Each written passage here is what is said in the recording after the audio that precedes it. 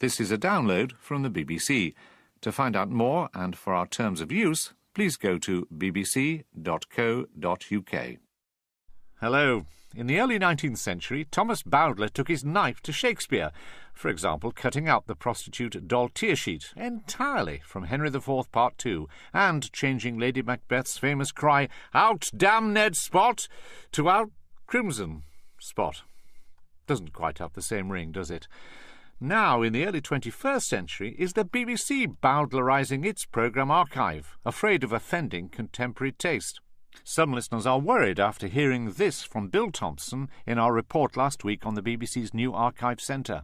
You can't just throw everything out there and let people look through it. That would not be reasonable, even if you had the rights to. A lot of material in there reflects its time. It may have people saying words that we now find unacceptable. In feedback this week, we'll ask if rude gems in the BBC archive are safe from the corporation's thought police. And as Life and Fate finally comes to a close, we raise the curtain on the Feedback player's theatrical debut, Strife and Fate, featuring a character called Roger Wright, the tortured controller of Radio 3. Look, what do you think the listeners really want? Classic FM, that's what. Essential classics, that sort of thing. Get two of your presenters to come up with 50 each. I've already brought in the classical top 20 chart every week. Yeah, but it's hardly Alan Freeman, is it? It's the 50th anniversary of In Touch next week. Happy birthday! I'll be finding out what listeners with disabilities, it's said that's 1 in 5 of us, think about how they are represented on air. Liz Carr is the co-presenter of the BBC's Ouch podcast. I'm going to be going around asking people at Radio 1, 5 Live, Radio 4, Radio 2, what they do around disability, how they cover it, what programmes they've got. We'll see how Liz gets on in her adventures across the networks later. But first... 2,000 years of Christianity, jettisoned for politically correct common era, said the Daily Mail this week. Not to be outdone, the Daily Express headline trumpeted, "Atheist BBC drops year of our Lord." Those newspaper stories suggested that the BBC was moving away from the terms BC and AD in favour of the secular Common Era and before Common Era. Why? To save offending non-Christians, apparently. Boris Johnson, the Mayor of London, wrote in the Daily Telegraph, "The BBC needs to stop spending time and money on this footling political correctness. Somebody needs to get out down the corridor and find the individual who passed this edict and give him or her a figurative kick in the pants." Might that person be David Jordan? He is the BBC's Director of Editorial Policy. I asked him if there was any truth behind the headlines. I can absolutely assure you that I have not issued, nor have any of my team, and there has not been issued, any editorial guidelines to suggest that anyone in the BBC should not use the terms AD and BC. This misapprehension arose through a piece of work on the religion website which used those terms and mentioned that they can be used, and they are used by religious academics and many other people who are interested in the study of religion, and that's perfectly reasonable. So the edict is, there is no edict. David Jordan, the BBC's Director of Editorial Policy. But a number of you also sniff the stench of political correctness over the future of programmes in the BBC archive. Your ears pricked up when you heard this in last week's programme from Bill Thompson, who is Head of Partnership Development at the BBC Archives. You can't just throw everything out there and let people look through it. That would not be reasonable, even if you had the rights to. A lot of material in there reflects its time. It may have people saying words that we now find unacceptable. There's also the BBC's ongoing duty of care to everyone who took part in a radio or television programme. I'm David Collard. I'm a writer and cultural historian based in Shepherd's Bush. It's very dangerous to rewrite history to bring it in line with our own expectations. We need to know how people lived and thought and expressed themselves in the past. And the BBC has an archive of unique value in this respect, in which people, back in the 1930s, say, express rather unpalatable ideas in unpalatable language, which nevertheless must stand uncorrected, unairbrushed, to show us how things were there and then. Why not, a simple solution, place one well-worded disclaimer at the point of access on the website to say, in effect, what Bill Thompson said: a lot of material here reflects its time. The past is a different country. They did things different there. My name is John Snook, phoning from Sheffield. I was rather concerned at the feedback report where the gentleman said that the content of a lot of the programmes from some years ago was having to be sanitised to make it suitable for modern audiences. Could it really be that sinister? Back to David Jordan again, the BBC's Director of Editorial Policy and Standards.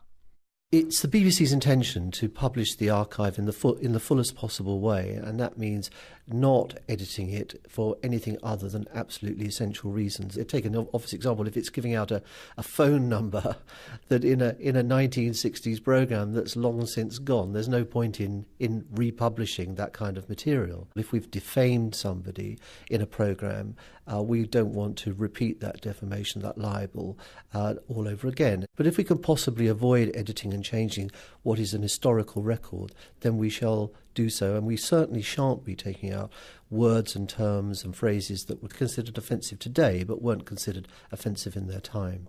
But there is a real nervousness in the BBC about certain words, racial words, for example, and I apologise for its use of two terms, nigger or coon, both of which are deeply offensive and are contained in BBC comedies. So what do? Do you just say, well, in that case, we don't transmit, or you say, we'll put a warning? No, what we'll do, if there are words which we know are deeply offensive to current audiences, and you've just mentioned two of them, if we are transmitting material that contains those words, we will make sure that the audience is aware that those kinds of terms exist in the material that we're publishing. But we will not remove them, even words like that which we know our audiences find highly offensive today. It's not our intention to take those out of the historical record. Most people would regard this as unfortunate.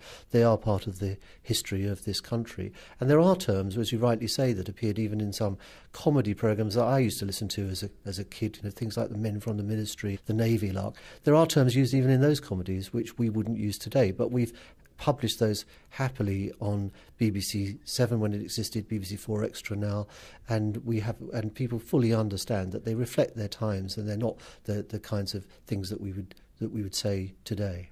We do want to preserve the historical record as accurately as we possibly can when we're embarking on this huge and I think really exciting archive project.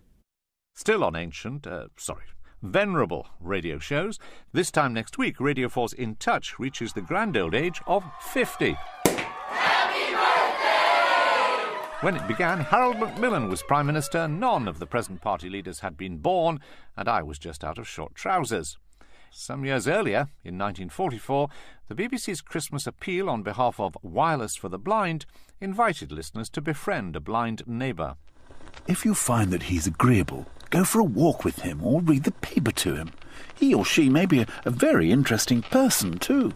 Even as relatively recently as 1984, attitudes towards blind people were still rather severe. Have you ever had this kind of nightmare? You're alone in darkness, sensing danger. You try the light switch, but it doesn't work. Grope for the telephone to call for help. That's dead too. Panic, isolation. Well, for thousands upon thousands of people in this country, the nightmare is real most of the time. They spend every day in darkness, afraid and vulnerable, because these people are blind and they don't have a telephone. That was from a BBC radio appeal. I would like to think things have changed a little since then. Liz Carr is the co-presenter of the BBC's Ouch podcast, which takes an irreverent look at disability. I'm outside Television Centre on the main road, just about to start my tour of BBC radio stations and just see how they cover disability on the radio and what coverage they've got. Now, where better to start than 5 Live, just round the corner from here. The only problem is, as much as we've been trying, 5 Live have not come back to us with anyone that we can speak to. So I'm a bit disappointed because next year is a big year for 5 Live. They're going to be doing loads of Paralympic coverage. And I'd also like to know, what do 5 Live do in years when there aren't Paralympic Games? Do they cover disability sport during those years? And if so, how? Not going to happen today, so I'm off in the car and we're going to go to Broadcasting House. Thank you and good afternoon. It's the Jeremy Vine Show on Radio 2. Hello.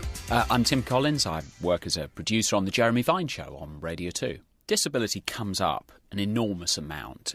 Back in the summer, we did a story about a blind lady who wasn't able to take her guide dog into a cafe because the last guide dog for the blind they let in was sick all over the floor, and they said, well, it's contravention of sort of health and safety policy.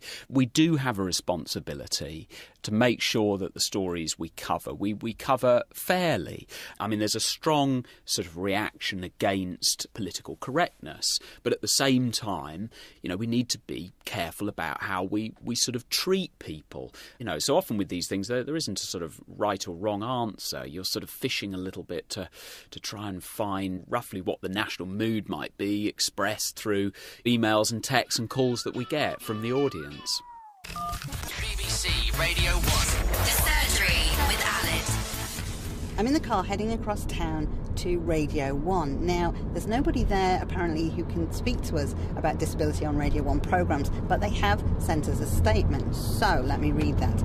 Every week, we deal with issues that are important to our listeners, either in our Newsbeat programmes or through our Sunday evening advice programme, The Surgery. On the 9th of October this year, we will hold the Radio 1 Teen Awards, where we celebrate inspirational teenagers who, in some cases, have disabilities of their own. That's absolutely right, that on their surgery, where they look at people's problems, that's when they look at disability. And why not cover some of the unsigned bands that we have on the Ouch Talk show? The awards as well, I'll be honest, it's not that people living with impairments or illnesses, don't have to sometimes cope with some really distressing things. But we're always portrayed as incredibly brave or inspirational or special. And most of us are just trying to make our way in the everyday world. So, thanks Radio 1, but a bit disappointed with that response. So now I'm at Broadcasting House with Carolyn Atkinson, the disability reporter for You and Yours. Hello, Carolyn. Hello there. We've just finished a meeting, actually. I can take you upstairs to the 5th floor here in Broadcasting House, and that's where You and Yours is.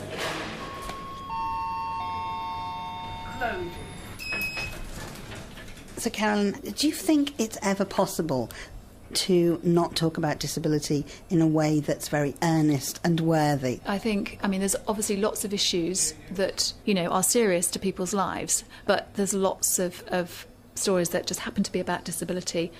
For example, the other day we did a piece about cinema for people with autism. You also have to be bold and brave about how you do it. Recently we did a whole programme, and there was a march taking place called The Hardest Hit. And we asked the question, are disabled people really the hardest hit? Which annoyed and upset a lot of disabled people, but it's our job to make sure that all the arguments that a lot of people are hearing are put out on the radio, and that it doesn't become one-sided. I'll try and find someone in the next 30 seconds. Here I am in the office of In Touch. I've come to listen in and meet Cheryl Gabriel, the producer of the show, and long-term host Peter White. So let's have a listen what they're planning for this week's show. We need to say what the guide dog's view is, the idea of a guide dog as an aid or appliance, or an adaptation. Is this the replacement for disability living allowance? That's right. We're looking at PIPs today, the personal independence payments, and really wondering what this is going to mean specifically for visually impaired people. Cheryl, who are the listeners? Is it just visually impaired people that listen? We found that, interestingly, a third of the listeners were totally blind, a third of them were partially sighted, and a third of them were sighted. Do you think you've made many mistakes along the way, got it wrong? Well, I would have thought we've made thousands of mistakes. Everybody does. We get accused quite frequently of talking too much about total blindness. We also get accused of talking too much about partial sight. But we have to try. That's our job. It's been a whistle-stop tour. I'm actually really pleased. The programme that are out there, like In Touch and You and Yours, do disability really well. I still think that where we maybe need to be a bit braver is in terms of the lifestyle stuff and the comedy around disability. I think there is a place for something like the Ouch Talk show, or something in between where disabled people can frankly talk about their lives, and non-disabled people, yes, you can listen in too. To find out whether the BBC is doing enough for listeners with disabilities. I spoke to Peter White, the BBC's disability correspondent and, of course, presenter of In Touch and other Radio 4 programmes, including You and Yours, Dennis Nolan, BBC Radio's diversity champion, and Liz Carr. Peter White, why do we need programmes specially designed for the disabled? Well, in fact, you don't have many programmes for disabled people. Since the 90s, really, those programmes have tended to disappear, and I present one of the few that survive. And What's the justification for its continued existence? In Touch. I think the justification is that visually impaired people can be proven to use radio probably not just for entertainment but for information. No one would deny that there are other forms of information and that, of course, websites have become far more, developed and so forth. As far as programmes generally, the arguments, and this doesn't necessarily mean I support them, but the arguments basically say, first of all, that if you have a programme for disabled people, then it makes sense for people to know where it is and be able to access it. The second thing is, if it's in the mainstream, you have to go back to the beginning of every argument. You can't assume knowledge. Well, let's just hear from a listener, Tracy Proudlock, who doesn't think it's just about covering the issues in this way. I feel that disabled people are not really heard on the radio, except when it's a medical or charity issue. We're there in the story when disability is the story, but it's very rare that we are there seen in our own right as parents or business people. I'd like to see disabled people in regular stories doing regular things. Now, Liz Carr, are you sympathise with that? And do you think there's a danger as long as the broadcasters can say, well, look, there's a specific programme for the disabled, they needn't think about ensuring the disabled appear in all range and different types of programmes? I think they might be through laziness in that sense, but I think that you've got to have both. I think that you still need programmes that are specifically about disability stuff, issues, I hate that word, but I also think that we need disabled people peppered throughout the programming. And Dennis Nolan, just to check with you, you still believe there has to be programmes specifically targeted and focused upon disabled people? I think because of the particular relationship that visually impaired people have with radio that Peter's talked about, that there is a strong case for continuing a programme for that audience. I don't think there's necessarily a place for programmes specifically targeted at disabled people, because I think we do reflect and represent those issues very strongly in the rest of the output in all sorts of ways. And that's the output that I really want to see evolve and grow. I understand Tracy's point, but of course you wouldn't necessarily, if a disabled person is on a programme talking about something else other than disability, you wouldn't necessarily know. You know, if they were on discussing making the best of your finances or politics or cricket or something else, we wouldn't mention their disability. We mention the disability to give them authority to talk about that issue. Peter, you used to present, of course, Does He Take Sugar? It was axed in 1998. Do you think it was right to be axed? I was told very specifically by James Boyle, who was the controller of Radio 4 at the time, that he wanted to see disability generally embedded in the output. That was the phrase. I think my other worry at the time was that programmes like You and Yours, who were getting the remit to do disability, that they would start off with great enthusiasm, but that it might fall off the trolley. I have to say, and it's not just because I work for the programme, that I honestly think that hasn't happened. How much do you think producers have learnt in the way they approach such programmes and dealing with disability? I mean, what do you really detest about the language used or the attitudes? Are there some things which you could point to in the past which you really think should not be repeated? Often we are seen as tragic or incredibly brave and incredibly inspirational, and we may be those things, but we're also many more. Incidentally, Roger, you used the phrase "the disabled." A lot of people find that offensive. Yeah, what would you like me to use? Disabled people. Right, will do. Liz, can we talk about humour? Of course, your show, Ouch, goes right into that area, doesn't it? It is a different approach of looking at disability, because we laugh at disability, and we can, because we were talking about our lives as disabled people. It's not about being contentious or being provocative for the sake of it. It's just being relaxed and comfortable. Let me bring in here Dennis Nolan again. How important is it that the BBC not only, as it were, represents on air disabled people, but has disabled people working for the BBC? The BBC has a target, I think, by the end of 2012 to meet 5.5% of all staff. Yeah, and according to statistics I've got, you've got 3.2%, so you've got some way to go. I think it was 3.7 at the end of August. All right. It's hugely important that we have people amongst us who can inform our judgments on these things. I'd agree with Dennis, and the key phrase he uses is amongst us, because when programmes get discussed, morning meetings at programmes like you and yours, when disability comes up, you will get a different perspective on that item if there are one or two disabled people about. If 1 in 5 of the population is disabled, as it's said, I mean, people will say that certainly isn't reflected on air. A listener, Sue White, says, if I may quote her, "I feel there is very little about disability on the radio. Several members of my family are disabled, but their life experiences are not reflected in most of BBC Radio's output." Peter White and you and yours being the honourable exceptions. We regularly review our output. I think about 150 disability-related stories are covered in You and Yours across a year. That's not bad. And I think You and Yours has led the way here in making things like social care mainstream parts of the agenda. And the other news programmes have picked them up now. And Peter, any recommendations? Well, I would go back to Tracy Proudlock's point. I think maybe we should be trying harder to find people in finance, in business, in sport, whatever, to speak more generally. Peter White, Liz Carr and Dennis Nolan, thanks very much. Happy birthday! Happy birthday to In Touch, which marks its 50th birthday on Friday, with a special programme from the BBC's Radio Theatre at 12 noon. Do let us know what you think about disability coverage on BBC Radio, or about anything else you've heard on the wireless this week. Take it away, Liz.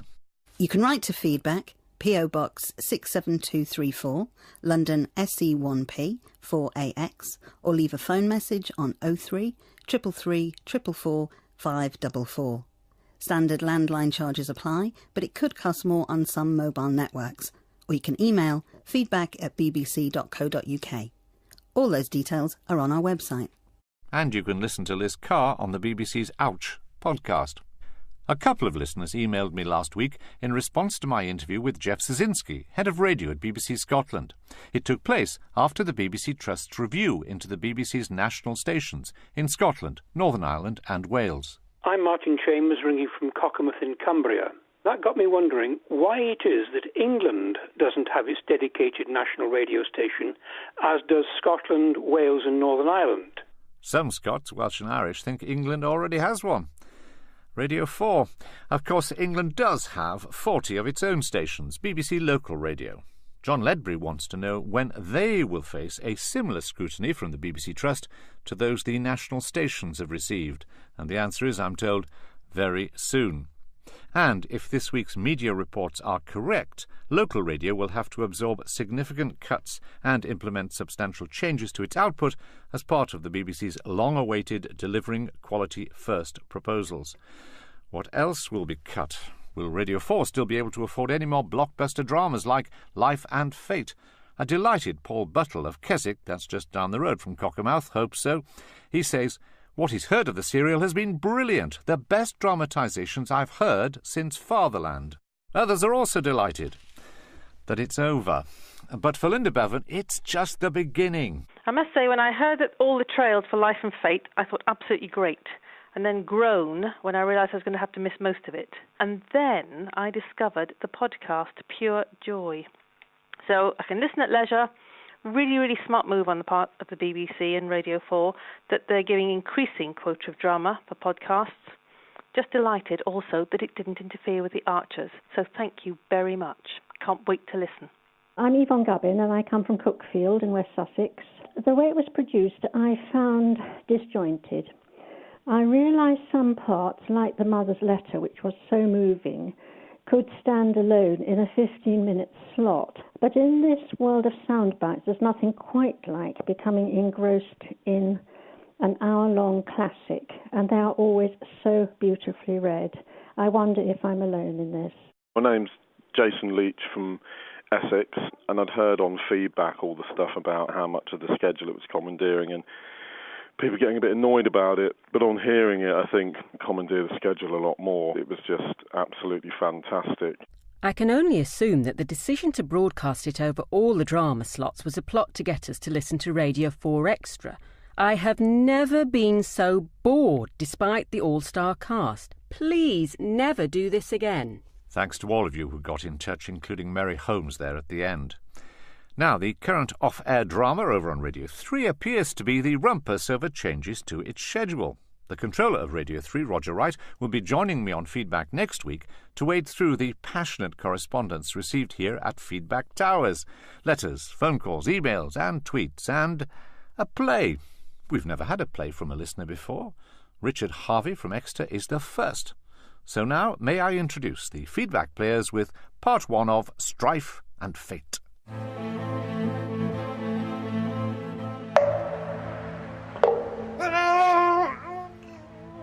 In room 101 recently, deep in the bowels of Broadcasting House, Radio 3 controller Roger Wright is having his fingernails extracted, metaphorically, by a senior BBC marketing executive. I've done what you asked already. But it's not enough, Roger. You're still behind. Radio 4 eats you up on audience figures, never mind the critics. But the Proms has had one of its best seasons. The Proms are over, and we're talking about early morning schedules. Look, what do you think the listeners really want? Classic FM, that's what. Essential classics, that sort of thing. Get 2 of your presenters to come up with 50 each. I've already brought in the classical top 20 chart every week. Yeah, but it's hardly Alan Freeman, is it? Get Rob and Sarah to give it a bit more oomph. You know, Fluff used to pretend he was Murray Walker during the Grand Prix. No, by the way, Rob is moving from breakfast. What? To the other side of the 9 a.m. watershed. New schedule. Why weren't we told? Well, the listeners weren't either. Not till yesterday.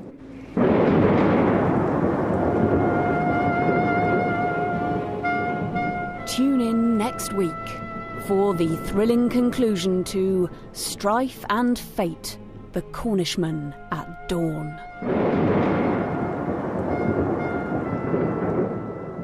The last word goes to Simon Hingley, who also heard our piece last week about the new BBC Archive Centre. In it, I fear I offended Sarah Hayes, the controller of Information and Archive, when I described her new building as rather like a giant shed. Well, first of all, I think it's a little bit more glamorous than a shed. It's rather a large, state-of-the-art warehouse facility. For crying out loud, what does a woman know about sheds? There is nothing more glamorous than a shed. Talk about a complete lack of understanding of a spokesperson for the subject under discussion. I'm off down to the end of the garden for a bit of peace and quiet. Goodbye. Brought in the classical top 20 chart every week. Yeah, but it's hardly Alan Freeman, is it? It's the 50th anniversary of In Touch next week. Happy birthday! I'll be finding out what listeners with disabilities, it's said that's 1 in 5 of us, think about how they are represented on air.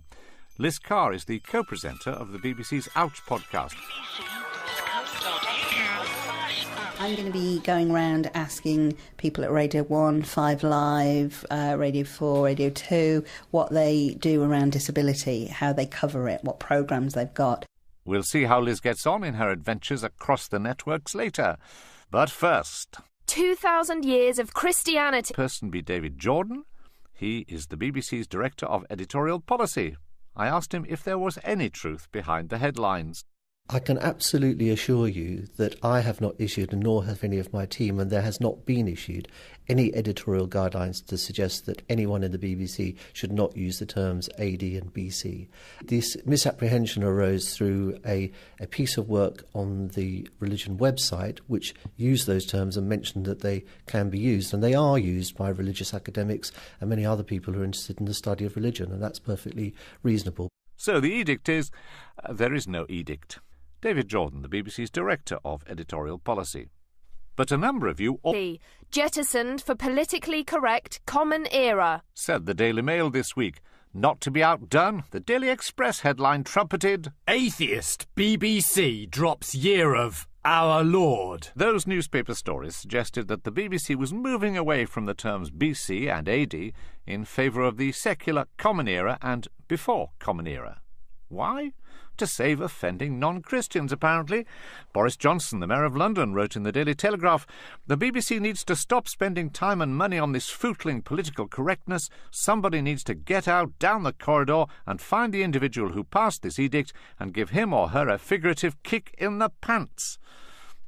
This is a download from the BBC. To find out more and for our terms of use, please go to bbc.co.uk.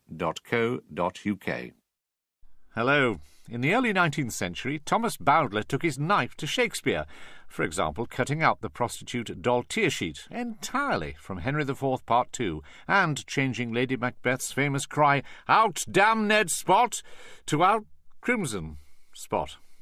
Doesn't quite have the same ring, does it? Now, in the early 21st century, is the BBC Bowdlerising its programme archive, afraid of offending contemporary taste. Some listeners are worried after hearing this from Bill Thompson in our report last week on the BBC's new archive centre. You can't just throw everything out there and let people look through it. That would not be reasonable, even if you had the rights to.